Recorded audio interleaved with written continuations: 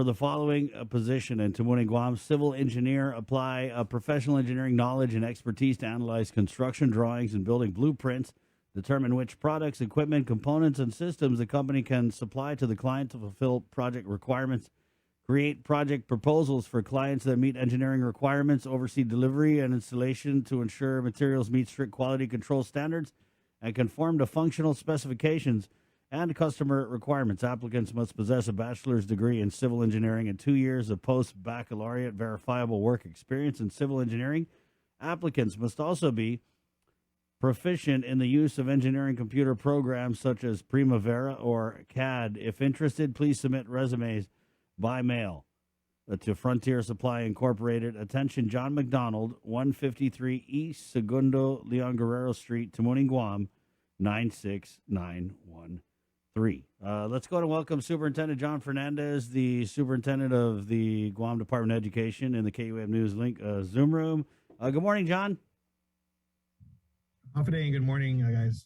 Good to see you guys again. And I'm happy to start wherever you want to start. Just a lot still going on, right, with regard to our current wave. And I don't know if you just want to get to questions. I'm happy to start wherever you want to start. Yeah, let me run down some questions that Isaiah sent. I guess the first one we wanted was your response to Senator Sabina Perez's FOIA request regarding maintenance and equipment procurement. Well, we're the subject of many FOIA requests from the community and from senators at times. So it's definitely something we're used to in terms of providing information necessary for our lawmakers to get a good understanding of what situations we're dealing with when it comes to procurement and so forth. So we'll be obviously all of our FOIA requests get referred to our legal department so that we can ensure that we're following the law in terms of providing all the information that's required.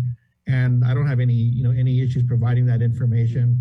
Sometimes the only thing that I think would be concerning is when is in the event that you're dealing with complaints by vendors that go to senators and getting questions that might have to do or might impact on ongoing procurements. But in those cases, we just simply respond that that information might not be available, due to those ongoing procurements until such time as they become public.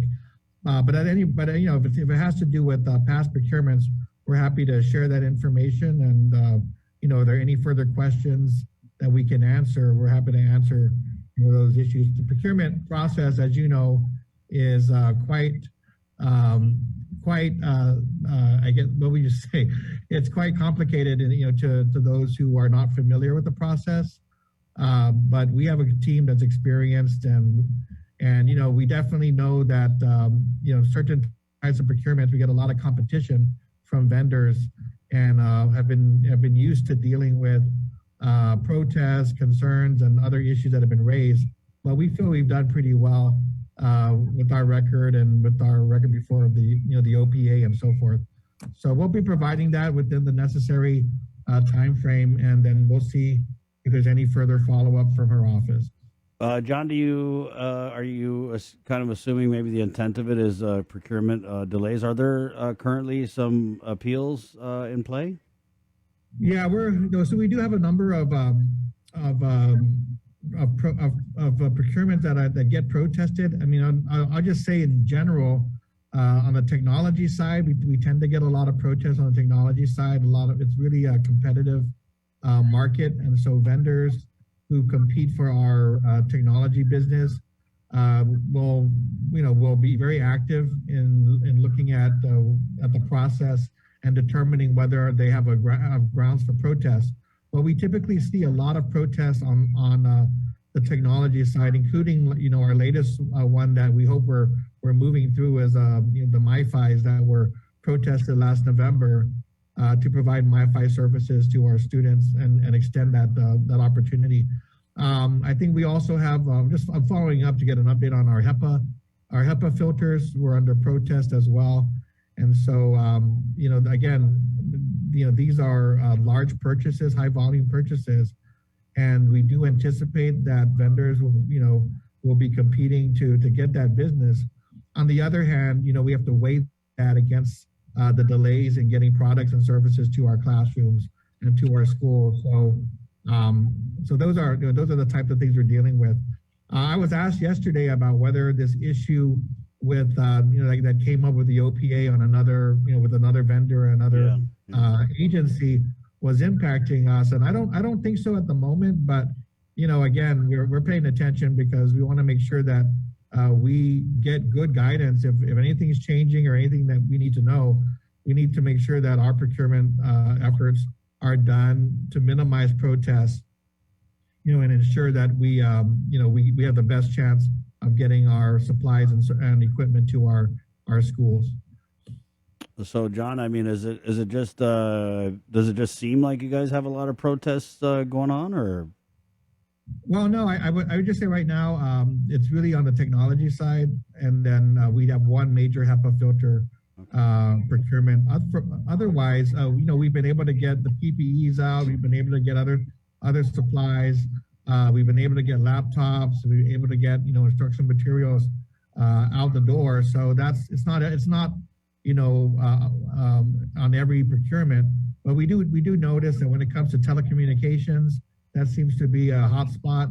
And then certain high volume purchases, there may be a lot of competition from the vendors where that becomes an issue, and they protest due to that a detail or a step in the process that they don't feel right about. So, but I think for the most part, we've been, we have the experience and the capabilities of doing our best to avoid or minimize those protests. But like I said, in the telecom side, it just seems to be a hot spot, no pun intended. So. See what he did there with the MiFis. John, now that the public health was in the news, they're having a big party. A bunch of test kits arrive, more on the way. Now that those test kits have arrived on island, when will GDOE and how, I guess, will you guys begin swabbing kids for COVID? That's actually our. I'll be candid with you. That's our last priority in our screening, in our testing plan, and part of that is due to the different, to where we are with the current COVID-19 wave, and it aligns, with public health's prioritization, as well as with the available supply of test kits. And then of course the resources to administer testing. So when you look at the big picture, we have 41 school sites in the central office. We have nurses in every school and staff who are trained to do the testing. And based on the supply of testing, our first priority had been to test the unvaccinated employees pursuant to the governor's mandate that all GovGuam employees be vaccinated or submit to weekly testing. So I believe the last time I looked at the numbers, we were about 150 employees who require testing on a weekly basis. So that means we have to have 150 tests at least, right? Every week available to meet that requirement. Where we're looking to expand, and especially with the supply of testing coming in now, is to be able to provide school-based testing for those employees who are symptomatic, or who have been identified as close contacts and would like to get tested, and to be able to do that at the school site instead of having them go to a centralized testing site, outside of work. So, we have the authority to do that, and we've been working on the protocols and the consent forms to enable that to happen. But we've been waiting for an assurance that we would have a supply of tests that we could rely on to be able to expand, to phase 2. And phase 2 again is for vaccinated employees who are symptomatic or who may be close contacts who just, who we recommend testing. The third step for us would be to expand it to be able to test students who want to get tested and who are symptomatic, or who require testing to compete in sports. So for that, we need additional authorization. Right now, our authorization for our nurses is to test employees. So we would have to expand that authorization, get consent from students and parents, and then also ensure that we have available test kits. And then, once we get to those 3 phases, that last phase of, 10% screening testing of students, that's something that's really gonna need that we're gonna really need to ensure that we have the testing supplies to be able to do that based on the goal and the time frame set by public health. But we met with them earlier this week, and I think we're on the same page. They understand that the testing kit supply is going to be critical to our strategy because we have such a high number of people who would need to be tested under that screening plan. Yeah. So for us, we just outlined to them that this is how we're going to proceed based on the test kits that you can provide us. And, testing symptomatic individuals is in line with public health's current strategy. And then, when we get to a point where we can rely on an adequate supply of tests, then we can look at expanding that to the 10%, goal that the governor has recommended or required. There's no time frame. If you look at the updated guidance on this, the time frame there hasn't really been a time frame for this. But we're looking at this as possibly happening no earlier than the end of the school year or possibly into next school year, depending on how the testing supply, goes for the next few months. There's a DOA circular that came out that said instead of public health providing the exemptions, religious, medical, or whatnot for the vaccination mandate now, the immediate supervisors, I believe, are now providing it. So that being said, have principals issued any exemptions to any employees who were complying with the mandate through the weekly testing? Right. So we have, I believe, so under the new circular, there is a official form which needs to be submitted to request religious or medical exemptions. And I'm actually going to be, signing off on those exemptions once I receive them. So we do have a couple of employees that I'm aware of who have contacted us, and we've informed them that this is the process to request an official exemption, and then I'll take action on it based on the DOA guidance. Now, if you read the guidance, it doesn't give a director carte blanche to go and just make any decision. There is the possibility of medical or religious exemptions from the vaccination, but it doesn't provide any religious exemptions from testing. And so I think we're going to get into a situation where I think there are going to be, I'm anticipating requests for exemptions from testing based on religious beliefs, but the guidance that we're provided does not really authorize us to provide religious exemptions from testing. So, once I get official requests, that we can, work through that and respond accordingly. But, again, it's not just a blank, authorization. There is still guidance in there that limits when exemptions can be applied. What about the student athletes? Are you guys issuing any exemptions for student athletes? So the student athletes are required to do the vaccination or to do the testing. The DOA circular only accounts for employees.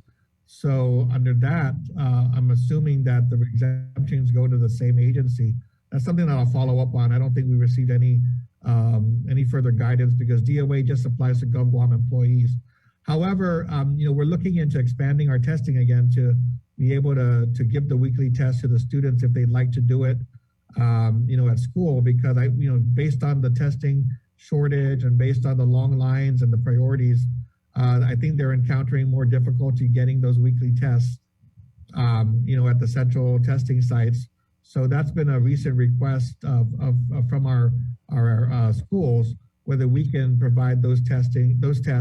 I think we're talking about maybe 20 students right now, about 20 students out of all of our athletes who are required to weekly test. And so it shouldn't be a high number to deal with, but we just need the proper authorizations to administer those tests. Jon, we just have a few minutes left, but I did have two more questions. One, report back on, I know you took a recent trip, so if we could get some info on that, and then also on the school break-ins. I understand there was a break-in over the weekend at Emiluhan in Jotnya. Yeah. So the trip I took was to the Western Association of Schools and Colleges, the WASC, our accrediting body where I serve as a commissioner. So there are 3 meetings a year, and so I was there for 4 days to complete my duties and responsibilities as a commissioner. As part of that, it was interesting to observe. I mean, number one is we had a chance to meet with our colleagues, from the Hawaii school system, they were our hosts this trip, and they're going through the same situation that we are, detailing staff out to support the schools, try to keep them open. They've noticed that their numbers have plateaued and started to decline. So you know how it is when it hits Hawaii, if their numbers start to go down, we're waiting for that to happen here. I just looked at our numbers, and our numbers, even if you follow the 7-day trends, they seem to be dipping a little bit, but you don't know if it just means that it's going to plateau at that high level. If it plateaus at that high level, it's not going to help, but we really want to see that curve come down. So I just got to tell you, I was talking to my colleagues. They're saying that the numbers are coming down. They're still at high levels, but anything that it can show us that we're going in a downward direction with those cases would be helpful. But the other thing that it looks like is a lot of entities that are going through the accreditation process have really been moving to stand up a lot of online programs, right? So a lot of schools, due to COVID-19, and similar to what we're doing on Guam, are setting up standalone online education platforms. Just looking out for the long term, I think that it's something that we need to look at on Guam, that we're planning to look at, which is online is not going to go away when COVID-19 goes away. So we're going to be, looking at establishing a longer term online program for students. And I think that's definitely going to, we're seeing that happen in schools in Hawaii and in California, private and public. So that's really something for us to kind of be aware of. With regard to the break-ins, I'll just go ahead and I mean, for those who know, I do have a family in the area, in the Emi Lohan area, in Jonia in general. And I just have to, we're gonna be sitting down with GPD hopefully on a number of issues. But with regard to the break-ins, again, I've been working with the principal to kind of share information and get updates. But what I do know is that there are break-ins happening, next door in the community.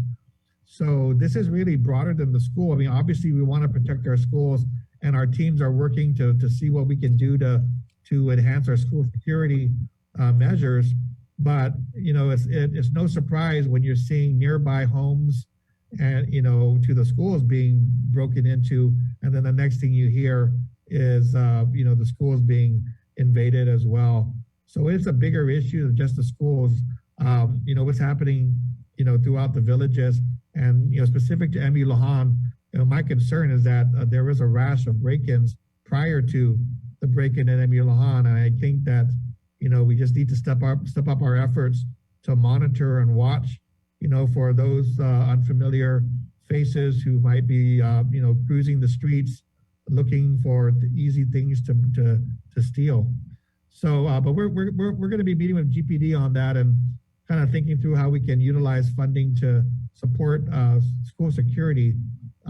Federal funds might not be available for this purpose based on our latest conversations with USDOE, which makes it a tougher issue for us. John, sorry. But, yeah, go ahead. Pay raises. I just I've brain farted on a few other questions, but so the pay raises we did while you were gone, we had the chairman and also member Maria Gutierrez on talking about pay raises for teachers, the board and the study and all that. And then we do know that there was a GFT communique to the acting governor at that time, Lieutenant Governor Josh Tenorio. But just some of the takeaways: teacher raises not included in the governor's budget proposal submitted to the legislature. So what exactly is the timeline? And then also Mrs. Gutierrez had talked about not just teachers, but other staff who she felt were also in need of a raise. So just if we could just get the beans on all that. So, one of the challenges with regard to compensation is that compensation for our employees really is in accordance with our unified pay structure, which is, not necessarily controlled within the Department of Education. So we rely on the pay structure, the Competitive Wage Act, and so forth. which usually is handled at a higher level with the executive branch and then with the legislature to approve those raises and make those funding sources available. With the educator pay study, my worry is that we're working with the administration, and I know it's the priority of the governor to get this done. But when we had our conversation, she said, "Well, you guys, take the lead on it." And I said, "Okay, well, we were under the impression that the pay study was going to be ongoing with DOA." So, we clarified that part. I know the legislature said that they gave us the authority to do the pay study, but they didn't give us additional money. So, we're trying to figure out, where to get this done. At this point, I think everybody's kind of said what they need to say, that they want to see our teachers and our staff get paid based on what they deserve and based on what the market demands. And at this point, I and my team are just going to have to take the lead on it and put that proposal to the board and hope that our elected officials support that proposal when all is said and done. But I just don't want the issue to get kicked around and then not get handled. So we'll be working with the governor and DOA and our legislature to clarify what we believe is fair, for our teachers and our support staff. And we hope that, that we can do this and it won't be an empty promise, that there will be resources available to make this happen if that's what's needed.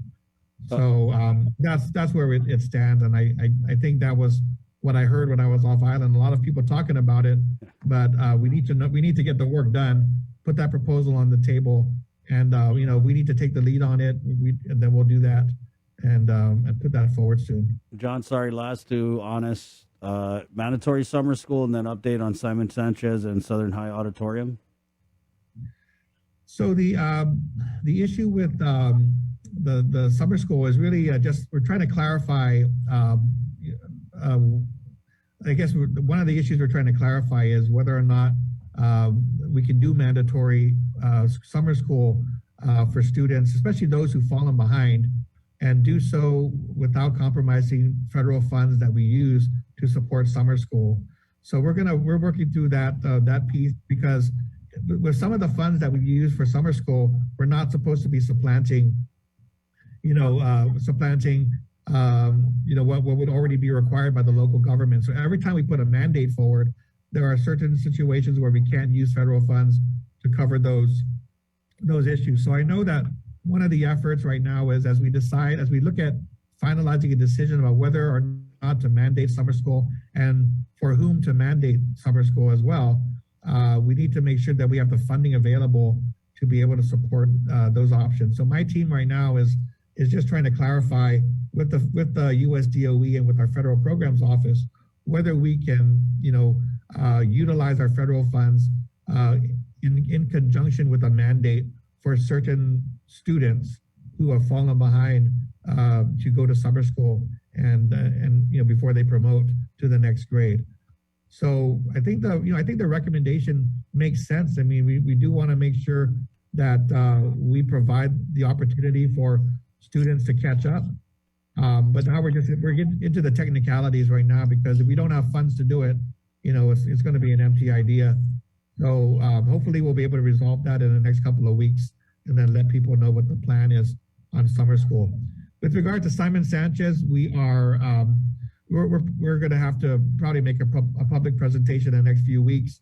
What we're trying to do is confirm and secure construction management services for the project, which will be a key piece.